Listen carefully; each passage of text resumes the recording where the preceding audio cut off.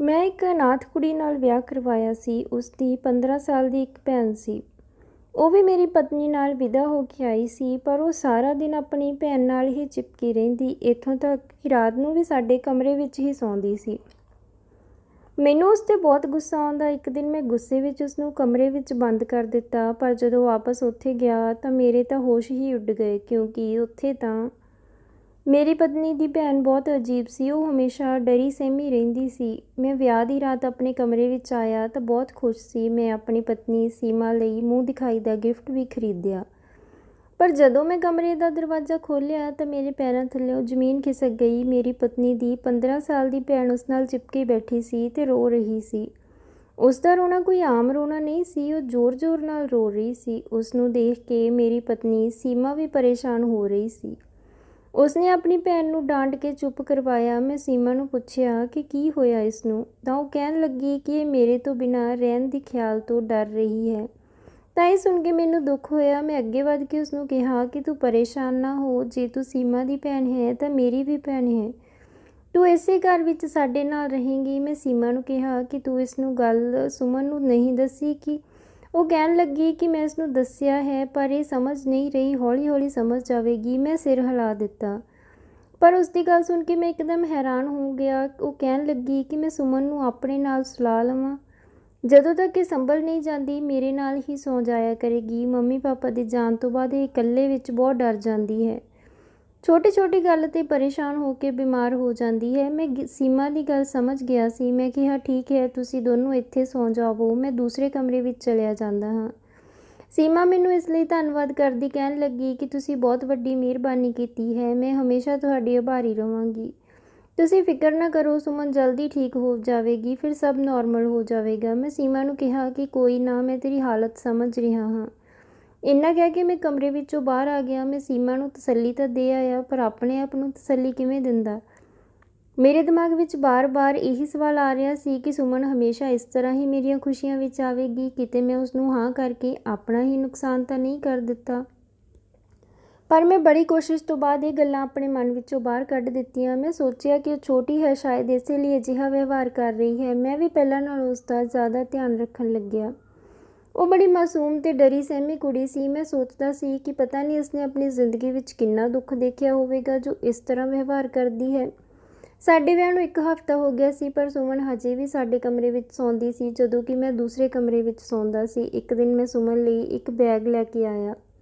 ਮੈਂ ਜਦੋਂ ਘਰ ਆਇਆ, ਸੀਮਾ ਕੰਮ ਕਰ ਰਹੀ ਸੀ। ਸੁਮਨ ਬੈਠੀ ਉਸਨੂੰ ਦੇਖ ਰਹੀ ਸੀ। ਮੈਂ ਸੁਮਨ ਨੂੰ ਬੈਗ ਦੇਣ ਲਈ ਉਸ ਕੋਲ ਆਇਆ ਤਾਂ ਸੀਮਾ ਵੀ ਭੱਜ ਕੇ ਮੇਰੇ ਕੋਲ ਆ ਗਈ। ਮੈਂ ਸੁਮਨ ਨੂੰ ਕਿਹਾ, ਦੇਖ ਮੈਂ ਤੇਰੇ ਲਈ ਗਿਫਟ ਲੈ ਕੇ ਆਇਆ ਹਾਂ। ਉਹ ਮੈਨੂੰ ਦੇਖ ਕੇ ਰੋਣ ਲੱਗੀ। ਸੀਮਾ ਪਿੱਛੇ ਜਾ ਕੇ ਲੁਕ ਗਈ। ਮੈਂ ਹੈਰਾਨ ਰਹਿ ਗਿਆ, ਉਹ ਅਜਿਹਾ ਕਿਉਂ ਕਰ ਰਹੀ ਸੀ? ਉਹ ਹਮੇਸ਼ਾ ਆਪਣੇ ਆਪ ਨੂੰ ਇਸ ਤਰ੍ਹਾਂ ਛੁਪਾ ਕੇ ਰੱਖਦੀ ਸੀ, ਪਰ ਮੈਨੂੰ ਨਹੀਂ ਪਤਾ ਸੀ ਕਿ ਜਦੋਂ ਮੈਨੂੰ ਇਸ ਕਿਉਂ ਦਾ ਜਵਾਬ ਮਿਲੇਗਾ ਤਾਂ ਮੈਨੂੰ ਇੰਨਾ ਵੱਡਾ ਧੱਕਾ ਲੱਗੇਗਾ। ਮੈਂ ਉੱਠ ਕੇ ਖੜਾ ਹੋ ਗਿਆ ਤੇ ਕਿਹਾ ਕਿ ਸੁਮਨ ਮੇਰੀ ਗੱਲ ਸੁਣ, ਮੈਂ ਤੇਰੇ ਲਈ ਗਿਫਟ ਲੈ ਕੇ ਆਇਆ ਹਾਂ। ਪਰ ਮੇਰੀ ਗੱਲ ਸੁਣ ਕੇ ਉਹ ਹੋਰ ਰੋਣ ਲੱਗੀ। ਮੈਂ ਸਵਾਲੀਆ ਨਜ਼ਰ ਨਾਲ ਆਪਣੀ ਪਤਨੀ ਵੱਲ ਦੇਖਿਆ ਤਾਂ ਉਹ ਵੀ ਮੈਨੂੰ ਗੁੱਸੇ ਵਿੱਚ ਲੱਗ ਰਹੀ ਸੀ। ਉਹ ਕਹਿਣ ਲੱਗੀ, ਤੁਸੀਂ ਮਿਹਰਬਾਨੀ ਕਰਕੇ ਮੇਰੀ ਭੈਣ ਤੋਂ ਦੂਰ ਰਹੋ। ਤੁਸੀਂ ਮੇਰੇ ਪਤੀ ਹੋ, ਪਰ ਮੇਰੀ ਭੈਣ ਲਈ ਤਾਂ ਗੈਰ ਹੋ, ਇਸ ਲਈ ਤੁਸੀਂ ਇਸ ਨਾਲ ਗੱਲ ਨਾ ਕਰਿਆ ਕਰੋ। ਮੈਨੂੰ ਸੀਮਾ ਦੀ ਇਹ ਗੱਲ ਬਹੁਤ ਬੁਰੀ ਲੱਗੀ। ਮੈਂ ਤਾਂ ਸੁਮਨ ਨੂੰ ਆਪਣੀ ਭੈਣ ਸਮਝਦਾ ਸੀ, ਪਰ ਸੀਮਾ ਦੀ ਇਸ ਗੱਲ ਨੇ ਮੈਨੂੰ ਪਰੇਸ਼ਾਨ ਕਰ ਦਿੱਤਾ। ਮੈਂ ਵੀ ਗੁੱਸੇ ਵਿੱਚ ਆ ਗਿਆ। ਮੈਂ ਕਿਹਾ, ਜੇ ਤੈਨੂੰ ਆਪਣੀ ਭੈਣ ਦੀ ਇੰਨੀ ਹੀ ਫਿਕਰ ਹੈ ਤਾਂ ਤੂੰ ਉਸਨੂੰ ਇੱਕ ਗੈਰ ਮਰਦ ਦੇ ਘਰ ਆਪਣੇ ਨਾਲ ਕਿਉਂ ਲੈ ਕੇ ਆਈ ਹੈ? ਇੰਨਾ ਕਹਿ ਕੇ ਮੈਂ ਗੁੱਸੇ ਵਿੱਚੋਂ ਘਰੋਂ ਬਾਹਰ ਚਲਿਆ ਗਿਆ। ਕੁਝ ਸਮੇਂ ਬਾਅਦ ਮੈਨੂੰ ਆਪਣੇ ਸਖਤ ਵਿਵਹਾਰ 'ਤੇ ਸ਼ਰਮਿੰਦਗੀ ਮਹਿਸੂਸ ਹੋਣ ਲੱਗੀ। ਸੁਮਨ ਮੇਰੇ ਘਰ ਜ਼ਬਰਦਸਤੀ ਤਾਂ ਨਹੀਂ ਆਈ ਸੀ। ਜੋ ਮੈਂ ਉਸਨੂੰ ਤਾਨੇ ਦੇ ਰਿਹਾ ਸੀ ਉਹ ਤਾਂ ਮੇਰੇ ਕਹਿਣ 'ਤੇ ਹੀ ਆਈ ਸੀ। ਘਰ ਵਿੱਚ ਬਸ ਅਸੀਂ ਤਿੰਨੇ ਹੀ ਸੀ। ਉਸ ਤੋਂ ਪਹਿਲਾਂ ਤਾਂ ਘਰ ਵਿੱਚ ਖਾਮੋਸ਼ੀ ਤੇ ਸન્ਨਾਟਾ ਸੀ। ਮੇਰੀ ਮਾਂ ਦੀ ਮੌਤ 2 ਸਾਲ ਪਹਿਲਾਂ ਹੋ ਗਈ ਸੀ। ਮਾਂ ਦੇ ਗੁਜ਼ਰ ਜਾਣ ਤੋਂ ਬਾਅਦ ਜ਼ਿੰਦਗੀ ਨੇ ਮੈਨੂੰ ਕੜੀ ਧੁੱਪ ਵਿੱਚ ਲਿਆ ਕੇ ਖੜਾ ਕਰ ਦਿੱਤਾ ਸੀ। ਘਰ ਦੀ ਸਾਰੀ ਜ਼ਿੰਮੇਵਾਰੀ ਮੇਰੇ 'ਤੇ ਆ ਗਈ ਸੀ। ਮੈਂ ਕੁਆਰਾ ਸੀ ਤੇ ਘਰ ਵਿੱਚ ਇਕੱਲਾ ਰਹਿੰਦਾ ਸੀ, ਇਸ ਲਈ ਕੋਈ ਕੰਮ ਵਾਲੀ ਵੀ ਮੇਰੇ ਘਰ ਕੰਮ 'ਤੇ ਨਾ ਲੱਗਦੀ। ਮੇਰੇ ਇੱਕ ਦੋਸਤ ਨੇ ਮੈਨੂੰ ਵਿਆਹ ਕਰਾਉਣ ਦੀ ਸਲਾਹ ਦਿੱਤੀ ਤਾਂ ਮੈਂ ਰਿਸ਼ਤੇ ਦੀ ਜ਼ਿੰਮੇਵਾਰੀ ਉਸ 'ਤੇ ਪਾ ਦਿੱਤੀ। ਮੇਰੇ ਦੋਸਤ ਨੇ ਮੈਨੂੰ ਸੀਮਾ ਬਾਰੇ ਦੱਸਿਆ, ਜੋ ਕਿ ਅਨਾਥ ਸੀ। ਨਾਲ ਹੀ ਸੁਮਨ ਬਾਰੇ ਵੀ ਦੱਸਿਆ ਕਿ ਉਹ ਵੀ ਸੀਮਾ ਦੇ ਨਾਲ ਹੀ ਮੇਰੇ ਘਰ ਆਵੇਗੀ। ਮੈਂ ਵੀ ਖੁੱਲ੍ਹੇ ਦਿਲ ਨਾਲ ਹਾਮੀ ਭਰ ਦਿੱਤੀ ਕਿ ਚੱਲ ਜਦੋਂ ਉਹ ਜਵਾਨ ਹੋ ਜਾਵੇਗੀ ਤਾਂ ਉਸ ਦਾ ਵਿਆਹ ਕਰ ਦੇਵਾਂਗੇ ਤੇ ਉਹ ਆਪਣੇ ਘਰ ਚਲੀ ਜਾਵੇਗੀ। ਪਰ ਮੈਂ ਕਿੱਥੇ ਜਾਣਦਾ ਸੀ ਕਿ ਸੁਮਨ ਤਾਂ ਇੱਕ ਅਜੀਬ ਕਿਸਮ ਦੀ ਬੱਚੀ ਸੀ ਤੇ ਮੇਰੇ ਗਲੇ ਦੀ ਹੱਡੀ ਬਣ ਜਾਵੇਗੀ, ਜਿਸ ਨੂੰ ਮੈਂ ਨਾ ਨਿਗਲ ਸਕਾਂਗਾ ਤੇ ਨਾ ਹੀ ਉਗਲ ਸਕਾਂਗਾ। ਫਿਰ ਮੈਂ ਫੈਸਲਾ ਕੀਤਾ ਕਿ ਕੁਝ ਦਿਨ ਹੋਰ ਸਬਰ ਕਰਕੇ ਦੇਖ ਲੈਂਦਾ ਹਾਂ। ਮੈਂ ਘਰ ਵਾਪਸ ਆ ਗਿਆ। ਮੈਂ ਘਰ ਦੇ ਦਰਵਾਜ਼ੇ 'ਤੇ ਖੜਾ ਸੀ। ਮੇਰੇ ਕੰਨਾਂ ਵਿੱਚ ਸੁਮਨ ਦੀ ਆਵਾਜ਼ ਪਈ। ਉਹ ਕਹਿ ਰਹੀ ਸੀ ਕਿ ਦੀਦੀ, ਕੀ ਹੁਣ ਤੇਰਾ ਤਲਾਕ ਹੋ ਜਾਵੇਗਾ? ਤੂੰ ਮੇਰੇ ਨਾਲ ਵਾਪਸ ਚੱਲੇਂਗੀ, ਜਿੱਥੇ ਸਿਰਫ ਆਪਾਂ ਰਹਾਂਗੇ। ਕਿਸੇ ਤੀਸਰੇ ਨੂੰ ਬਰਦਾਸ਼ਤ ਨਹੀਂ ਕਰਨਾ ਪਵੇਗਾ। ਸੀਮਾ ਇੱਕਦਮ ਗੁੱਸੇ ਵਿੱਚ ਬੋਲੀ, ਆਪਣੀ ਬਕਵਾਸ ਬੰਦ ਕਰ ਸੁਮਨ। ਸੁਮਨ ਦੇ ਹਾਸੇ ਦੀ ਆਵਾਜ਼ ਆਈ। ਫਿਰ ਉਹ ਕਹਿਣ ਲੱਗੀ, ਹੁਣ ਤਾਂ ਤੇਰਾ ਪਤੀ ਵੀ ਘਰ ਨਹੀਂ ਹੈ, ਹੁਣ ਤਾਂ ਤੂੰ ਮੈਨੂੰ ਮੇਰੇ ਅਸਲੀ ਨਾਮ ਨਾਲ ਬੁਲਾ ਸਕਦੀ ਹੈ। ਸੁਮਨ ਦੀ ਗੱਲ ਸੁਣ ਕੇ ਮੈਂ ਹੈਰਾਨ ਹੋ ਗਿਆ ਕਿ ਸੁਮਨ ਦਾ ਕੋਈ ਹੋਰ ਨਾਮ ਵੀ ਹੈ ਜੋ ਮੇਰੇ ਤੋਂ ਛੁਪਾਇਆ ਗਿਆ। ਪਰ ਕਿਉਂ? ਮੇਰੇ ਦਿਮਾਗ ਵਿੱਚ ਇੰਨੇ ਸਵਾਲ ਘੁੰਮਣ ਲੱਗੇ। ਹੁਣ ਮੈਨੂੰ ਘੁਟਨ ਮਹਿਸੂਸ ਹੋਣ ਲੱਗੀ ਸੀ। ਮੈਂ ਦਰਵਾਜ਼ਾ ਖੋਲ੍ਹਿਆ ਤੇ ਘਰ ਦੇ ਅੰਦਰ ਆ ਗਿਆ। ਸੀਮਾ ਭੱਜ ਕੇ ਮੇਰੇ ਕੋਲ ਆਈ ਤੇ ਕਹਿਣ ਲੱਗੀ, ਕਿੱਥੇ ਚਲੇ ਗਏ ਸੀ ਤੁਸੀਂ? ਮੈਨੂੰ ਤੁਹਾਡੀ ਬਹੁਤ ਫਿਕਰ ਹੋ ਰਹੀ ਸੀ। ਮੈਂ ਇਹ ਦੇਖ ਕੇ ਖੁਸ਼ ਸੀ ਕਿ ਸੀਮਾ ਨਾਰਾਜ਼ ਨਹੀਂ ਸੀ, ਪਰ ਸੁਮਨ ਇੱਕ ਵਾਰ ਫਿਰ ਰੋਣ ਲੱਗੀ ਤੇ ਬੋਲੀ, ਦੀਦੀ ਤੂੰ ਇਸ ਨਾਲ ਗੱਲ ਨਾ ਕਰ। ਇਹ ਮੈਨੂੰ ਗੁੱਸੇ ਨਾਲ ਦੇਖਦਾ ਹੈ। ਤੇਰਾ ਪਤੀ ਗੰਦਾ ਹੈ। ਸੀਮਾ ਮੈਨੂੰ ਸ਼ੱਕੀ ਨਜ਼ਰ ਨਾਲ ਦੇਖਣ ਲੱਗੀ। ਮੈਂ ਆਪਣੀ ਸਫਾਈ ਦਿੱਤੀ ਤੇ ਕਿਹਾ ਕਿ ਮੈਂ ਤੈਨੂੰ ਗੁੱਸੇ ਨਾਲ ਕਿਉਂ ਦੇਖਾਂਗਾ।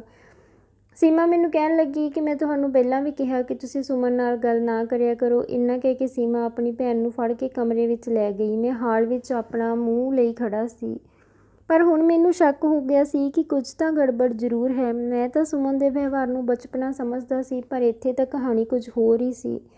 ਮੇਰੇ ਦਿਲ ਵਿੱਚ ਸ਼ੱਕ ਦਾ ਬੀਜ ਉੱਗ ਪਿਆ ਸੀ। ਮੈਂ ਸੋਚਿਆ ਕਿ ਜੇ ਮੈਂ ਉਸ ਨਾਲ ਸਖਤੀ ਕਰਾਂਗਾ ਤਾਂ ਉਹ ਆਪਣਾ ਰਾਜ਼ ਖੋਲ੍ਹ ਦੇਵੇਗੀ। ਸੀਮਾ ਹਮੇਸ਼ਾ ਦੀ ਤਰ੍ਹਾਂ ਨਾਸ਼ਤਾ ਬਣਾ ਰਹੀ ਸੀ।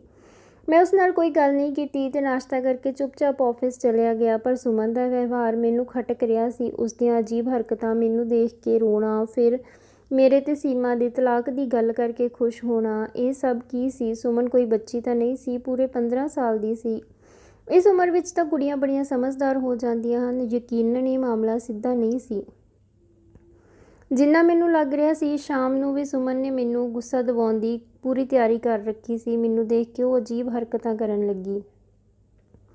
ਮੈਂ ਸੀਮਾ ਨਾਲ ਕੁਝ ਗੱਲ ਕਰਨ ਲੱਗਿਆ ਤਾਂ ਉਹ ਸੀਮਾ ਨੂੰ ਫੜ ਕੇ ਆਪਣੇ ਕਮਰੇ ਵਿੱਚ ਲੈ ਗਈ। ਫਿਰ ਸੀਮਾ ਨੇ ਮੈਨੂੰ ਕਮਰੇ ਅੰਦਰੋਂ ਹੀ ਕਿਹਾ, ਤੁਸੀਂ ਖਾਣਾ ਖਾ ਕੇ ਆਪਣੇ ਕਮਰੇ ਵਿੱਚ ਚਲੇ ਜਾਓ, ਅਸੀਂ ਬਾਅਦ ਵਿੱਚ ਖਾਵਾਂਗੇ।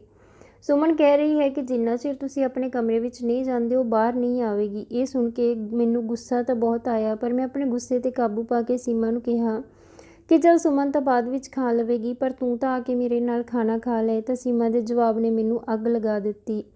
ਉਹ ਕਹਿਣ ਲੱਗੀ ਕਿ ਤੁਹਾਨੂੰ ਤਾਂ ਪਤਾ ਹੀ ਹੈ ਕਿ ਸੁਮਨ ਕਿੰਨੀ ਜ਼ਿੱਦੀ ਹੈ, ਤੂਫਾਨ ਖੜਾ ਕਰ ਦੇਵੇਗੀ। ਤੁਸੀਂ ਮੇਰੀ ਗੱਲ ਮੰਨੋ। ਹੁਣ ਮੈਂ ਆਪਣੇ ਆਪੇ ਵਿੱਚੋਂ ਬਾਹਰ ਹੋ ਗਿਆ ਸੀ ਤੇ ਕਮਰੇ ਵੱਲ ਵਧਿਆ। ਸੀਮਾ ਸੁਮਨ ਨੂੰ ਕਹਿ ਰਹੀ ਸੀ ਕਿ ਪਾਪਾ ਨਾਲ ਤੂੰ ਵੀ ਮਰ ਜਾਂਦੀ, ਘੱਟੋ ਘੱਟ ਮੇਰੀ ਜ਼ਿੰਦਗੀ ਤਾਂ ਸਕੂਨ ਨਾਲ ਲੰਘਦੀ। ਨਾ ਜਾਣੇ ਤੂੰ ਕਿਸ ਪਾਪ ਦੀ ਸਜ਼ਾ ਹੈ। ਮੈਂ ਦਰਵਾਜ਼ਾ ਖੋਲ੍ਹ ਕੇ ਅੰਦਰ ਚਲਾ ਗਿਆ। ਸੁਮਨ ਦਾ ਹੱਥ ਫੜ ਕੇ ਖਿੱਚਦੇ ਹੋਏ ਬਾਹਰ ਲੈ ਆਇਆ। ਸੀਮਾ ਘਬਰਾ ਗਈ। ਉਹ ਆਪਣੀ ਭੈਣ ਨੂੰ ਛੁਡਾਉਣ ਦੀ ਕੋਸ਼ਿਸ਼ ਕਰਨ ਲੱਗੀ, ਪਰ ਮੈਂ ਆਪਣੇ ਹੋਸ਼ ਵਿੱਚ ਨਹੀਂ ਸੀ। ਮੈਂ ਸੁਮਨ ਨੂੰ ਇੱਕ ਕਮਰੇ ਵਿੱਚ ਬੰਦ ਕਰ ਦਿੱਤਾ ਤੇ ਸੀਮਾ ਨੂੰ ਆਪਣੇ ਨਾਲ ਦੂਜੇ ਕਮਰੇ ਵਿੱਚ ਲੈ ਆਇਆ। ਮੈਂ ਕਿਹਾ, ਹੁਣ ਮੈਨੂੰ ਸੱਚ ਦੱਸ ਕਿ ਤੇਰੀ ਭੈਣ ਇਹ ਸਭ ਕਿਉਂ ਕਰਦੀ ਹੈ? ਸੀਮਾ ਦੇ ਚਿਹਰੇ ਦਾ ਰੰਗ ਉੱਡ ਗਿਆ। ਉਹ ਬਸ ਰੋਈ ਜਾ ਰਹੀ ਸੀ, ਮੇਰੇ ਕਿਸੇ ਸਵਾਲ ਦਾ ਜਵਾਬ ਨਹੀਂ ਦੇ ਰਹੀ ਸੀ। ਮੈਂ ਉਸਨੂੰ ਕਿਹਾ ਕਿ ਮੈਨੂੰ ਇਹ ਸਭ ਪਸੰਦ ਨਹੀਂ ਹੈ, ਮੈਂ ਬਿਲਕੁਲ ਬਰਦਾਸ਼ਤ ਨਹੀਂ ਕਰਾਂਗਾ। ਇੰਨਾ ਕਹਿ ਕੇ ਮੈਂ ਕਮਰੇ ਵਿੱਚੋਂ ਬਾਹਰ ਆ ਗਿਆ। ਕੁਝ ਸਮੇਂ ਤੱਕ ਉਹ ਦੋਨੋਂ ਜ਼ੋਰ-ਜ਼ੋਰ ਨਾਲ ਰੋਂਦੀਆਂ ਰਹੀਆਂ ਅਤੇ ਫਿਰ ਖਾਮੋਸ਼ ਹੋ ਗਈਆਂ। ਕੁਝ ਸਮੇਂ ਬਾਅਦ ਮੈਂ ਦਿਲ ਹੱਥੋਂ ਮਜਬੂਰ ਹੋ ਕੇ ਸੁਮਨ ਦੇ ਕਮਰੇ ਵੱਲ ਵਧਿਆ, ਕਿਉਂਕਿ ਮੈਂ ਉਸ ਤੋਂ ਮਾਫ਼ੀ ਮੰਗ ਕੇ ਉਸਨੂੰ ਸੀਮਾ ਕੋਲ ਲਿਜਾਣਾ ਚਾਹੁੰਦਾ ਸੀ। ਮੈਂ ਸ਼ਾਇਦ ਗੁੱਸੇ ਵਿੱਚ ਉਹਨਾਂ ਨਾਲ ਬਹੁਤ ਗਲਤ ਕਰ ਬੈਠਾ ਸੀ, ਪਰ ਜਿਵੇਂ ਹੀ ਮੈਂ ਸੁਮਨ ਦੇ ਕਮਰੇ ਦਾ ਦਰਵਾਜ਼ਾ ਖੋਲ੍ਹਿਆ ਤਾਂ ਉੱਥੇ ਇੱਕ ਮੁੰਡਾ ਬੈਠਾ ਸੀ। ਮੇਰੇ ਤਾਂ ਹੋਸ਼ ਹੀ ਉੱਡ ਗਏ। ਮੈਂ ਅੱਗੇ ਵਧਿਆ ਤਾਂ ਉਹ ਡਰ ਕੇ ਰੋਣ ਲੱਗਿਆ। ਮੈਂ ਉਸਨੂੰ ਕਿਹਾ, ਤੂੰ ਕੌਣ ਹੈ? ਸੁਮਨ ਕਿੱਥੇ ਗਈ? ਉਹ ਰੋਂਦੇ ਰੋਂਦੇ ਕਹਿਣ ਲੱਗਿਆ ਕਿ ਜੇ ਮੈਂ ਸੱਚ ਦੱਸ ਦਿੱਤਾ ਮੈਨੂੰ ਵੇਚ ਤਾਂ ਨਹੀਂ ਦੇਵੋਗੀ। ਮੈਂ ਉਸਦੀ ਗੱਲ ਸੁਣ ਕੇ ਹੈਰਾਨ ਸੀ। ਮੈਂ ਕਿਹਾ, ਨਹੀਂ ਨਹੀਂ। ਤਾਂ ਉਹ ਮੇਰੀ ਗੱਲ ਨਾਲ ਬੇਫਿਕਰ ਹੋ ਗਿਆ ਤੇ ਬੋਲਿਆ, ਜਦੋਂ ਮੈਂ ਪੈਦਾ ਹੋਇਆ ਤੇ ਮੇਰੇ ਘਰ ਵਿੱਚ ਗਮ ਮਨਾਇਆ ਗਿਆ, ਜਿਵੇਂ ਕਿ ਮੈਂ ਪੈਦਾ ਨਾ ਹੋਇਆ ਹੋਵਾਂ, ਸਗੋਂ ਮਰ ਗਿਆ ਹੋਵਾਂ। ਮੈਂ ਜਦੋਂ ਵੱਡਾ ਹੋਇਆ ਤਾਂ ਆਪਣੇ ਆਸ-ਪਾਸ ਬਹੁਤ ਜ਼ੁਲਮ ਦੇਖਿਆ। ਮੇਰੇ ਪਾਪਾ ਮੇਰੀ ਮਾਂ ਨੂੰ ਕੁੱਟ-ਕੁੱਟ ਕੇ ਉਸ ਦਾ ਬੁਰਾ ਹਾਲ ਕਰ ਦਿੰਦੇ ਤੇ ਮੇਰੇ ਵੱਲ ਇਸ਼ਾਰਾ ਕਰਦੇ ਕਹਿੰਦੇ, ਇਸ ਤੋਂ ਚੰਗਾ ਸੀ ਤੂੰ ਬਾਂਝ ਹੀ ਹੁੰਦੀ। ਦੀਦੀ ਹਮੇਸ਼ਾ ਕਹਿੰਦੀ ਕਿ ਪਾਪਾ ਦੀਆਂ ਗੱਲਾਂ ਵੱਲ ਧਿਆਨ ਨਾ ਦੇ, ਤੂੰ ਬਹੁਤ ਪਿਆਰਾ ਹੈ। ਜੇ ਮੈਂ ਇੰਨਾ ਪਿਆਰਾ ਸੀ ਤਾਂ ਮੇਰੀ ਵਜ੍ਹਾ ਕਰਕੇ ਮੇਰੀ ਮਾਂ ਦੇ ਗੁੱਟ ਕਿਉਂ ਪੈਂਦੀ ਸੀ? ਹਰ ਦੂਸਰੇ ਤੀਸਰੇ ਦਿਨ ਮਾਂ ਦੇ ਗੁੱਟ ਪੈ ਹੀ ਜਾਂਦੀ ਸੀ। ਮੈਂ ਆਪਣੇ ਛੋਟੇ ਹੱਥਾਂ ਨਾਲ ਮਾਂ ਦੇ ਪੈਰ ਦਬਾਉਂਦਾ ਤਾਂ ਕਿ ਉਸ ਦਾ ਦਰਦ ਘੱਟ ਹੋ ਸਕੇ। ਇੱਕ ਦਿਨ ਮਾਂ ਮੇਰੇ ਲਈ ਸਾਈਕਲ ਲੈ ਕੇ ਆਈ। ਕਿਉਂਕਿ ਮੈਂ ਖੇਡਣ ਬਾਹਰ ਨਹੀਂ ਜਾਂਦਾ ਸੀ, ਇਸ ਲਈ ਮਾਂ ਨੇ ਮੇਰੇ ਖੇਡਣ ਦਾ ਇੰਤਜ਼ਾਮ ਘਰ ਵਿੱਚ ਹੀ ਕਰ ਦਿੱਤਾ। ਮੈਂ ਖੁਸ਼ੀ ਵਿੱਚ ਸਾਰਾ ਦਿਨ ਧੁੱਪ ਵਿੱਚ ਖੇਡਦਾ ਰਿਹਾ।